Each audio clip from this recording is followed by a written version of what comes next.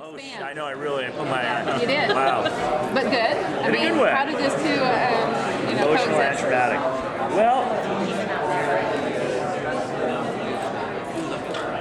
I know I have to choose my words wisely. And more delicately than perhaps I did. What I mean by emotional and traumatic is I mean that there is that Chuck and Sarah are going to come back in a place that is much more dramatic than where they've left off. But it comes from a very emotional thing having happened and not happened. Confused or intrigued? Intrigued. I'm intrigued.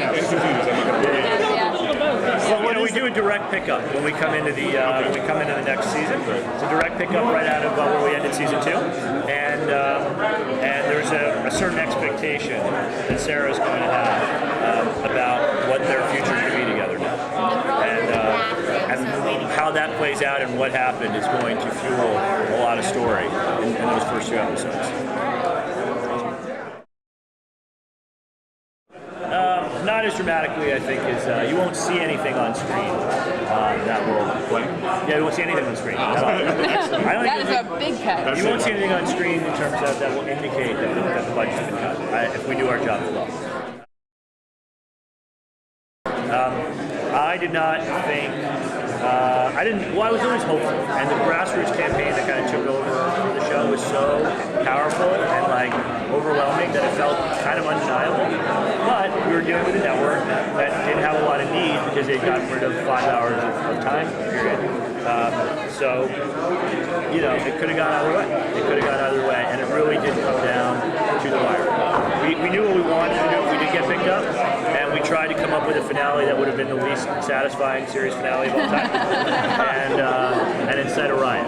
If we didn't get picked up, but we remain hopeful. But I am neurotic by nature, and did not think that it was really gonna.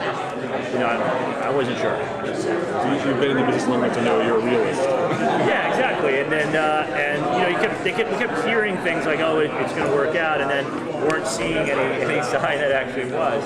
And so it really, Peter Roth, who's the head of Warner Brothers TV, basically had me do a mourner's Kaddish with him the weekend going into the upfronts, say goodbye, let's just do our prayer now over the dead in case it doesn't come back. So it was touch and go there.